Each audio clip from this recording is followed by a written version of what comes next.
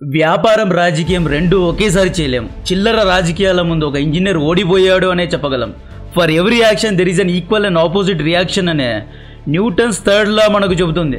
ఇదే ఇంజనీర్స్ నమ్ముతారు. కానీ రాజకీయంలో for every action there is an political interested reaction అనే ఫార్ములా ఉంటుంది. ఇలాన్ మస్క్ డొనాల్డ్ ట్రంప్ కోసం సర్వస్వం కోల్పోయాడు. వ్యాపారంలో సక్సెస్ అయినంత మాత్రాన అందరూ రాజకీయాల్లో సక్సెస్ అవుతారు అనేది కరెక్ట్ కాదు. రాజకీయంగా డొనాల్డ్ ట్రంప్ కు సపోర్ట్ చేసినందుకు ఇలాన్ మస్క్ లిటరల్లీ ఎంతో డబ్బు కోల్పోయాడు. టెస్లా యొక్క 50% సేల్స్ పడిపోయాయి అన్న విషయం మీకు తెలుసా? నిన్న ఇలాన్ మస్క్ లాంచ్ చేసిన స్పేస్ ఎక్స్ స్టార్షిప్ మూడోసారి ఫెయిల్ అయింది. ఇలా అడుగడుగున ఇలాన్ మస్క్ ఓడిపోతూ వస్తున్నాడు. డొనాల్డ్ ట్రంప్ తీసుకున్న టాప్ 3 డిసిషన్స్ కారణంగా ఇలాన్ మస్క్ 3 రోజుల్లో $35 బిలియన్ నష్టపోయాడు. అంటే దాదాపు ఇండియన్ రూపీస్లో 3 లక్షల కోట్లు 3 రోజుల్లో నష్టపోయాడు. ఒక్క రోజుల్లో 1 లక్ష కోట్లు నష్టపోయాడు అనమాట. టెస్లా కార్ కంపెనీ యొక్క స్టాక్ ప్రైజెస్ పడిపోతున్నాయి. యూరోప్లో అయితే టెస్లా కార్స్ కంటే చైనా యొక్క BYD కార్స్ యొక్క సేల్స్ పెరిగిపోతున్నాయి. సింపుల్గా ప్రస్తుతం ప్రపంచంలో చైనా యొక్క BYD కార్ సేల్స్ టెస్లాను దాటిపోయాయి. ఫైనలీ ఇలాన్ మస్క్ డోజ్ నుండి రిజైన్ చేయాల్సి వచ్చింది. ఈ వీడియోలో ఇలాన్ మస్క్ రిజైన్ చేయడానికి గల ముఖ్య కారణం ఏంటి? డొనాల్డ్ ట్రంప్తో గొడవ పడ్డాడా? డొనాల్డ్ ట్రంప్ పతనం ఇక నుండి స్టార్ట్ అయిందా అనే విషయాలు చెప్తా. కంటెంట్ చాలా ఇంట్రెస్టింగ్గా ఉండబోతోంది. లైక్ అండ్ సబ్స్క్రైబ్ చేయండి. First of all, Donald Trump graph రోజు రోజుకి పడిపోతోంది.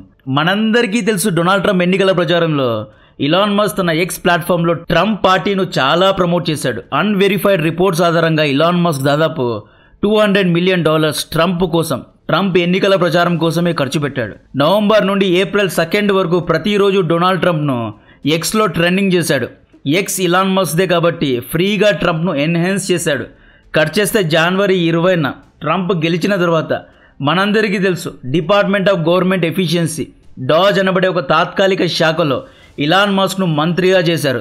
స్పెషల్ గవర్నమెంట్ ఆఫీసర్ రోల్ను ఇచ్చి ట్రంప్ ప్రభుత్వానికి సలహాలు సూచనలు ఇచ్చే పని ఇలాన్ మస్క్ ఇచ్చారు అనమాట. ఈ డోజ్ యొక్క పని గవర్నమెంట్లో అనవసరమైన స్పెండింగ్ను కట్ చేయడం. సో ఇలాన్ మస్క్ ఒక ఆంట్రప్రనర్ లాగా, ఒక సైన్స్ ప్రాజెక్ట్ లాగా అమెరికన్ ప్రభుత్వాన్ని కూడా చూశాడు. ఒకే ఒకటి సినిమాలో అర్జున్ లాగా ఇలాన్ మస్క్ 100 రోజుల్లో అమెరికన్ రాజకీయాలను మార్చేస్తాను, అమెరికాలో ఉన్న కరప్షన్ను తీసివేస్తాను అని చెప్పాడు. ఆ సినిమాలో హీరో ఎలాగైతే ఆన్ ద స్పాట్లో సస్పెన్షన్ చేశాడో, ఆన్ ద స్పాట్లో అధికారులను పని నుండి తీసివేశాడో, సేమ్ అలాగే ఇలాన్ మస్క్ కూడా ఆన్ ద స్పాట్లోనే అమెరికా యొక్క పెద్ద పెద్ద అధికారులను పని నుండి తీసేశాడు. ఎలాగైతే ట్విట్టర్ను కొన్ని 80% ఎంప్లాయీస్ను ఫైర్ చేసి కాస్ట్ కటింగ్ చేసి సక్సెస్ అయ్యాడో, సేమ్ అలాగే అమెరికన్ కేంద్ర ప్రభుత్వ శాఖలో ఉన్న అనవసరమైన అధికారులను పని నుండి ఫైర్ చేయడం మొదలుపెట్టాడు. ముఖ్యంగా అమెరికన్ ప్రభుత్వంలో ఉన్న CIA అధికారులను, FBI అధికారులను, మిలిటరీ అధికారులను, ఏవియేషన్ అధికారులపైన ఉక్కుపాదం మోపాడు.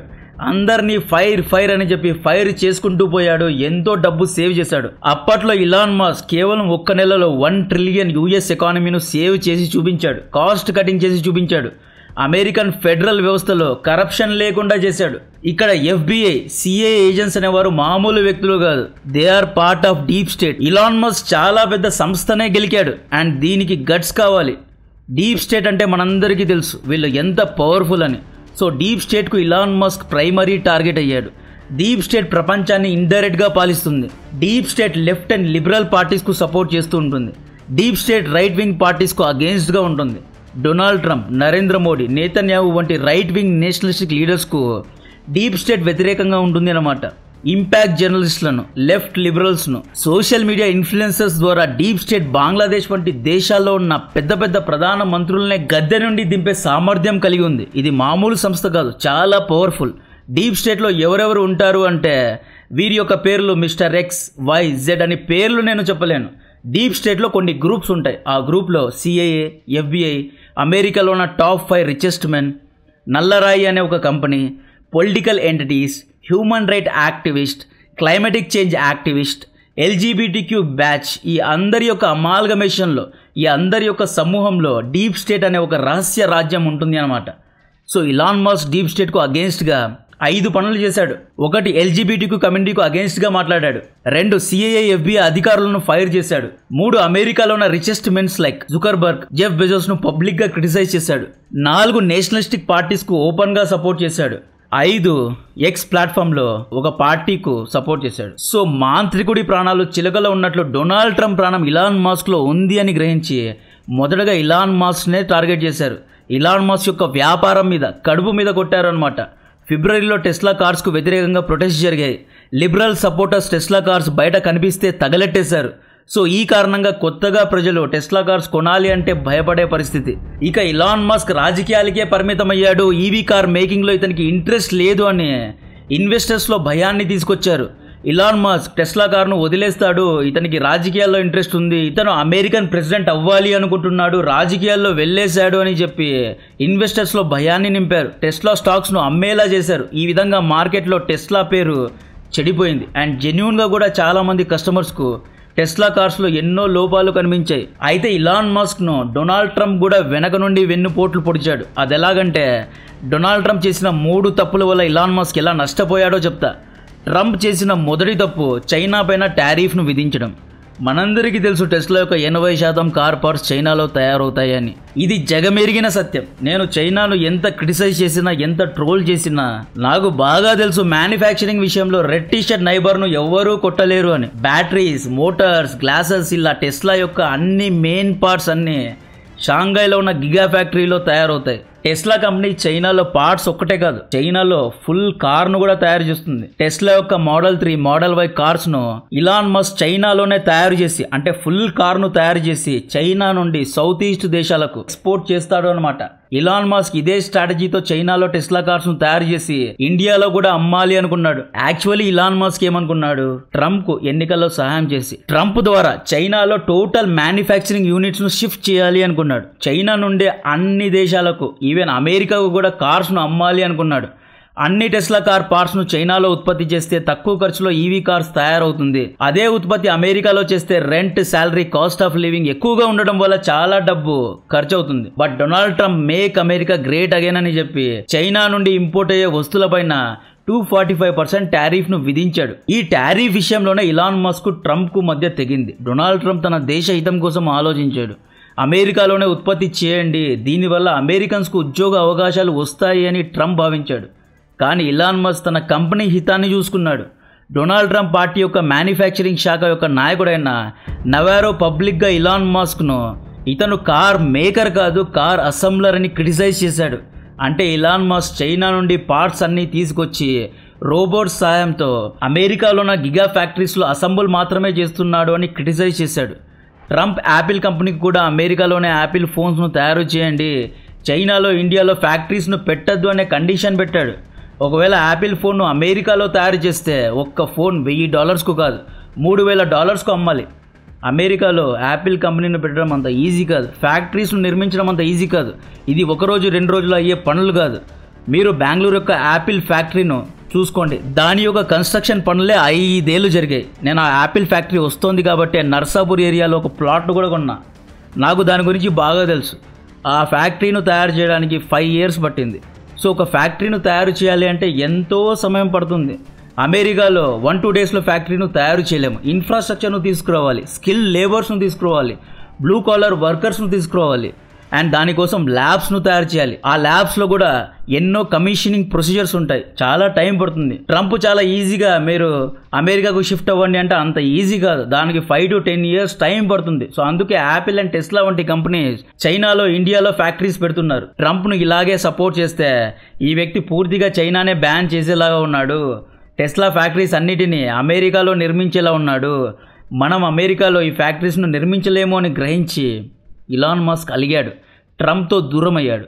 ట్రంప్ చేసిన రెండో తప్పు బిగ్ బ్యూటిఫుల్ బిల్ అనే ఒక కొత్త బిల్ను పాస్ చేశాడు. సింపుల్గా ఈ బిల్ గురించి చెప్పాలి అంటే ఇది ఉచిత పథకం లాంటిది. ఈ బిల్లు అమెరికన్ ప్రజల యొక్క ఇండివిజువల్ ట్యాక్స్ను తగ్గించారు, చైల్డ్ ట్యాక్స్ క్రెడిట్ను పెంచారు, స్టేట్ అండ్ లోకల్ ట్యాక్స్ డిడక్షన్స్ను తగ్గించారు, కార్పొరేట్ ట్యాక్స్ను 35% నుండి 21%కు తగ్గించారు. ఈ ఉచిత పథకాల కారణంగా అమెరికన్ ఫెడరల్ రెవెన్యూ అంటే కేంద్ర ఆదాయం పైన దాదాపు $3 trillion యొక్క లోటు పడే అవకాశం ఉంది. అంటే ఒక ఇయర్లో అమెరికా ఈ ఉచిత పథకాల కారణంగా, ట్యాక్స్ సేవింగ్స్ కారణంగా, డిడక్షన్స్ కారణంగా దాదాపు $600 billion నష్టపోతుంది. ఇది ఇలాన్ మస్క్ నచ్చలేదు. నీకోసం నేను అందరితో తిట్టించుకుంటూ ఉంటే నువ్వు ఉచిత పథకాలు ఇస్తావా అని చెప్పి అలిగాడు. డోజ్ యొక్క ముఖ్య ఉద్దేశం ఏంటి, అన్నెసెసరీ స్పెండింగ్ను తగ్గించడం. అయితే ఈ కొత్త బిల్ వల్ల అమెరికా $3 trillion డెఫిసిట్లో ఉంటుంది అన్నమాట, ఆదాయ లోట్లో ఉంటుంది అని చెప్పి రిజైన్ చేశాడు ఇలాన్ మస్క్. తాను రిజైన్ చేసే ముందు this bill is big or beautiful cannot be both అని చురకంటించేలా కమెంట్ చేసి రిజైన్ చేశాడు. ఆల్రెడీ అమెరికా $33 ట్రిలియన్ ప్రపంచానికి అప్పుగా ఉంది. ఈ విషయాన్ని మూడీస్ ఇన్వెస్టర్ సర్వీస్ అనబడే ఒక American leading credit rating company America చాలా అప్పుల్లో ఉంది అనే రిపోర్ట్ ఇచ్చింది. అమెరికా యొక్క గ్రేడ్ను AA నుండి AA1కు తగ్గించడం జరిగింది. సింపుల్గా చెప్పాలి అంటే అమెరికా అప్పులను తీర్చే సామర్థ్యం క్రమక్రమంగా కోల్పోతోంది అనే హింట్ ఇచ్చింది.